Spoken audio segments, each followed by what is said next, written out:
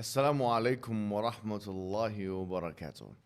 We are in the presence of a cultural icon, a physical specimen, a controversialist, a master orator, a champ.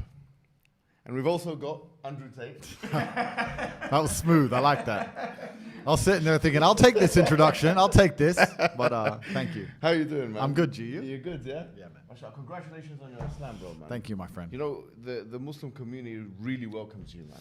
Yeah, it's been pretty divided. I've had a whole bunch of support. Yes. Obviously, there's been some people who are not quite pleased about the idea. I think when you have a passionate subject and people that are truly engulfed in an idea, you're going to have some degree of polarization. I think that maybe when you look in the online space, that might be your impression. But in reality, on the ground, I mean, that's definitely not the case. I would say the vast majority of people, 80, 90%, are completely happy about this.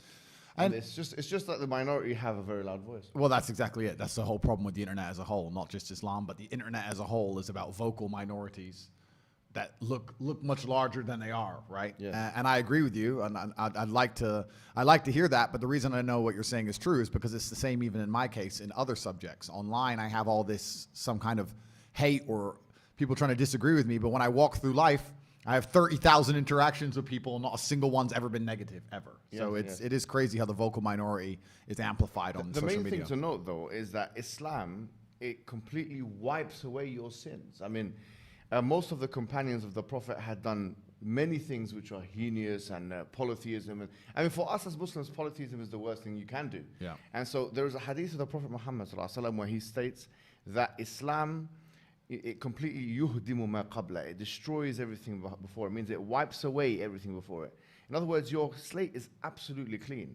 Now, if there are some people who are actually coming and giving you a bit of a hard time, that's actually their problem. Yeah. Because in reality, honestly, bro, this is completely un-Islamic. I mean, so that's the first thing.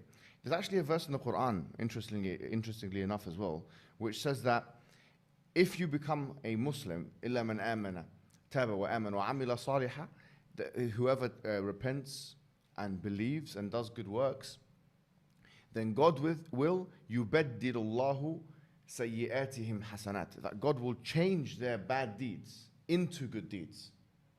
So how does that make you feel? Well, yeah, that's obviously fantastic to hear and good to know. And it's interesting because I've spent very little time paying attention to the negative comments. Yes. Because I don't in general.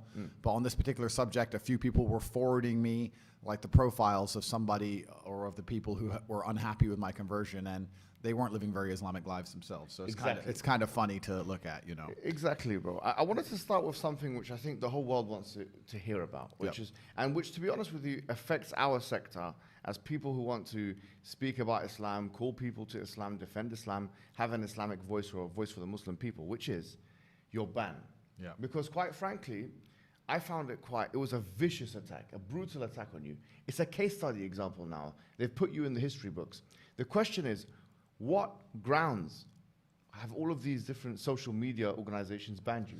They never gave me grounds. They never sent me an official email. They never gave me an official reason. They just delete your profile and you just can't log in anymore. The reason they don't give you an official reason, I think, at the end is because they're scared in a court of law that they're going to be stuck to one reason, right? So if I decide to take them to court, they want to be able to flip-flop and make up reasons as they go. They want to change their terms of service and terms and conditions proactively. They want to change it afterwards. So it's this one here. Oh, that's... I don't know what this is. It's not me. I don't know who this is. Oh, okay. Sorry, yeah. But Just, put that, yeah. yeah, but so they never gave me an official reason for banning me. So I don't truly understand and truly know. I mean, I understand the reason they've come up with. I know that reason is false. I have my own theories on why they've banned me, but them themselves have never told me why. They just delete your profile. For example, YouTube. Most producers know that YouTube have community guidelines, right? And they have copyright strikes. So, for example, if one breaks the rules, if you like, of engagement, then they're given a strike, and then a second strike, and a third. You're telling me that this process was not taken with you? Oh, absolutely not. No, I had no strikes. When I first got banned, the initial ban was on Meta. It was on Facebook and Instagram. in perfect synchronization was a large press release by the media, which gave this reason to justify banning me, which was of course false. And I knew the ban was coming. We can talk about that in a second. But when it first hit, I then by coincidence got one strike on my YouTube channel. Was it a community strike? It was some strike for some old video about me talking about masks, saying that masks were ridiculous, a COVID-19 strike. Yeah. On a very old video. They gave me a strike, which obviously prevents you from posting for 7 days. Yeah. So I filmed a reply to my initial ban, and then after 5 days, I think, as the strike was coming to an end, just before I could post, they deleted the whole channel without explanation, without an email, nothing, just deleted all of it, wiped it off. And the channel wasn't even in my name. This is what's funny about this. Yes, I was on the channel, but the channel was in the name of the producer, so it wasn't even officially my channel. My brother's channel got wiped. Like, they just attack and just delete everything. And yeah, these community guidelines are so ridiculously vague that they don't even mean anything. Trying to read them is like reading garbage. It doesn't make any sense. I've been following the arguments online about this kind of thing. And obviously, one of the key tenets, if you like, of Western civilization is freedom of expression and speech. Yeah. And the main counter-argument is that, no, but YouTube and all these other companies, they're private companies. But why I would respond to that is that, well, these are private companies, but in many ways, they have a higher ability to uphold freedom of speech and expression than even the governments do. Yep. So this is actually it's like an Orwellian state. Like, we're looking at something which, the thought police. Isn't this concerning that you have these elites, whoever they may be, who can take these arbitrary decisions and delete somebody from YouTube? Like yeah, it's worse than concerning. This is why I talk about the Matrix all the time in my videos, Yes. and I try and explain that we are living in a false version of reality. We're living in a computer-generated simulation because the computers, which is the social media companies, are generating a version of reality which simply isn't true. By deleting one entire side of the argument, by purporting facts, which happen to be false, by deleting information which happens to be true, by making sure the algorithms choose what information you see and what you don't see, they're literally affecting the world people live in. And there's people who are walking through the world today with a mindset and a view on life which is the result of false information, the result of a construction by these social media companies. So we're living inside of our matrix. We're living inside of a very false version of reality, and it's scary. And that's, in many ways, it can be more pernicious than a classic totalitarian state, because at least with a totalitarian state, everyone's being honest about their level of domination. With this kind of thing, it's like, it gives you the illusion of freedom, do what you want, but then we'll control the narratives in other ways. Yeah, exactly. And I also think in most totalitarian states, like, I don't think freedom of speech exists anywhere on the planet, but I do think inside of some states, you know what you can talk about and you know what you can't talk about, and it's pretty clear, right?